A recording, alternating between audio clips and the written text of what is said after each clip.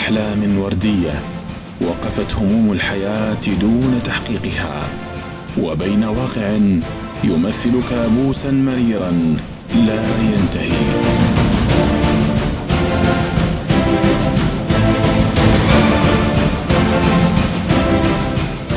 بين اللهث وراء لقمة العيش وبين مغريات الحياة يضيع حظ شبابنا اليوم.